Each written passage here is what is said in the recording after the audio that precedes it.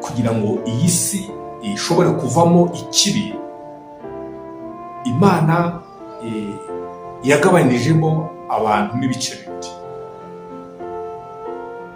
Igice kimwe icyayo n'ikindi gice cya Shitani. Kugira ngo rero isi igarukane n'Imana, igice cya Shitani kigomba korohera igice cy'Imana cyangwa se uruhande rw'Imana. Niyo mpamvu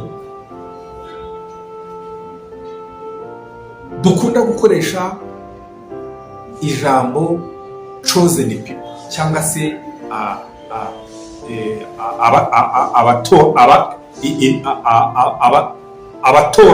abatoranyijwe, abatoranyijwe n'Imana. Mu rugo rwa Nowa, uwari watoranijwe n'Imana ni Hamu, umwirabura. Kuba ndababwira aya makuru ntabwo ari uko ndi umwirabura kugira ngo nishyire ahantu heza, uko ni ukuri kw'Imana ndi kubabwira. Nje kubagezaho ukuri kw'Imana. Hamu, umwana wa kabiri, niwe wari watoranyijwe n'Imana mu rugo rwa Nowa, nk'uko mu rugo rwa Adamu, Abeli umwana wa kabiri ari we wari watoranijwe n'Imana.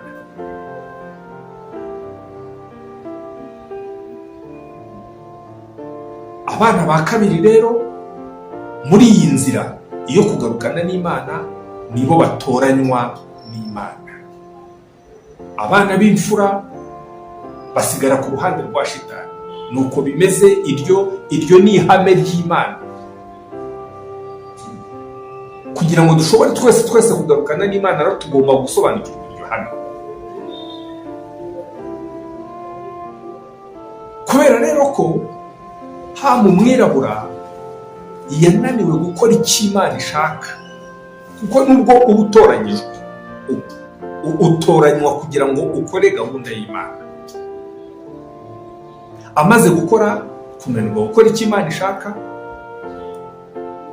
nguko uko Imana yatoranyije Aburahamu. Bwa nyuma y'ibisekuru 10 uvuye kuri Nowa, Imana yatoranyije Aburahamu. Ndakwibutsa nyine ko mbere na mbere yari yatoranyije Hamu umwana wa Nowa. Ariko Aburahamu, Imana kujya kumutoranya, ntabwo yamutoranyije mu bwoko bwa Hamu, ahubwo yamutoranyije mu bwoko cyangwa se mu buzukuru ba Shemu. Ba Shemu rero ni abera. Amakosa Hamu yakoze yatumye abirabura baba ibivume, kuko Nowa yarabavumye, abavuma ko bazaba abacakara b'abana ba Shemu no kwa Yafesi. Ibyo murabibona, niyo mpamvu ibyo murareba uyu munsi byaturutse inyuma. Kuba abirabura ari abacakara b'abazungu ntabwo ari icyapfuye kuza, oya, ni ubuvume bwabayeho mu gihe cya Nowa.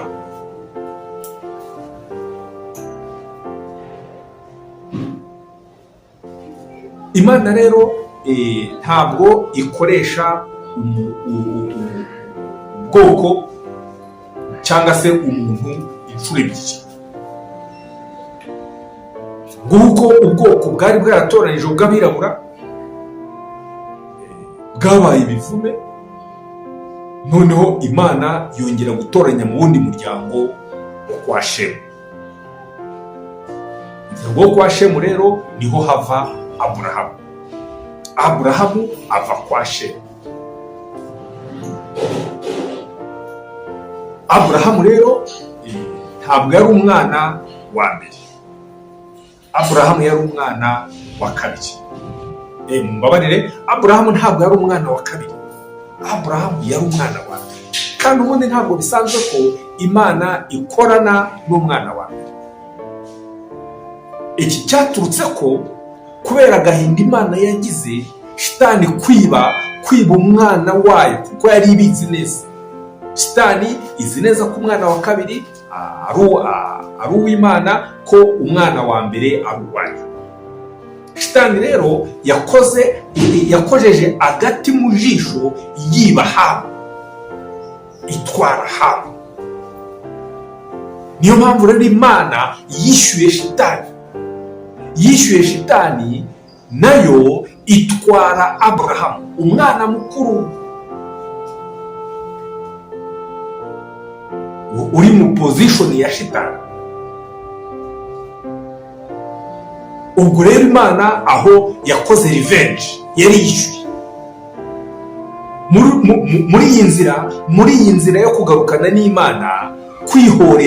kwihorera kwishyurira biremewe, kuko Imana igomba kwihorera. Yihoreye rero kwa Shitani yiba Aburahamu, yaramwibye. Amateka muri Bibiliya atwereka uburyo yamufashe ikamutorotsa.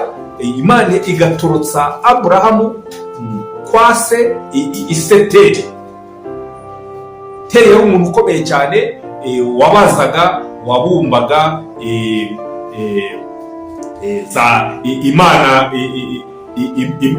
Imana nyine izuba ramwe, imana zo kwa Satani.